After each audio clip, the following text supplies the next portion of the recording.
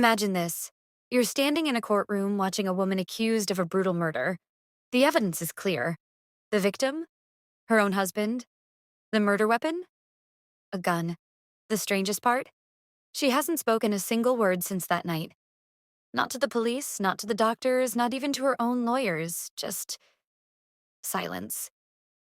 A woman locked away in a psychiatric facility, refusing to explain why she shot her husband 5 times in the face. The only clue? A haunting self-portrait she painted after the crime, titled Alcestis. But the real question isn't just, did she do it? It's why. And that's where psychotherapist comes in. A psychotherapist determined to unlock secrets. But in his search for the truth, he finds something far more terrifying than he ever expected. Because in this story, nothing is what it seems. And the real villain may not be who you think.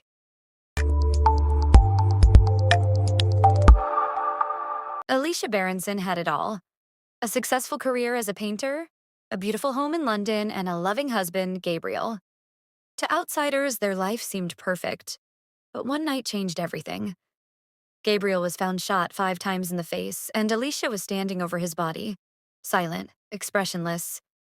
From that moment on, she never spoke again. Not a single word. Her silence turned her into a mystery, a sensation, a human puzzle that the world wanted to solve. The media devoured her story, speculating whether she was a cold-blooded murderer or a broken woman hiding from the truth. But Alicia refused to give the world an answer. Instead, she painted. Her most haunting artwork was a self-portrait titled Alcestis, named after a Greek tragedy in which a woman sacrifices herself for love. But in Alicia's version, the woman wasn't saved. She was alone. That's when Theo Faber entered the picture. A criminal psychotherapist with his own demons, Theo had been obsessed with Alicia's case for years. He believed he was the one who could make her speak again, not just for the sake of psychology, but for something deeper. He needed to understand her.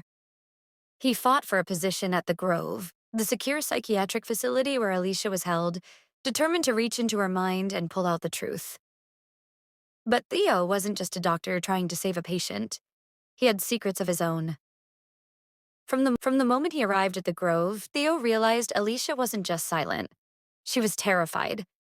Something about the way she moved, the way she painted, even the way she refused to make eye contact. It all pointed to a story buried beneath the surface. And then, he found her diary. The diary was Alicia's voice when she refused to speak. In it, she wrote about feeling watched, about a shadowy figure lurking outside her home, about a masked man who had broken in one night, standing over her bed while she slept.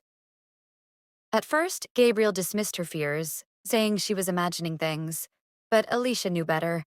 The fear was real. And then, the night of the murder. She saw him, the masked man, inside their house. But the diary also revealed something darker. Gabriel wasn't the perfect husband the world believed him to be.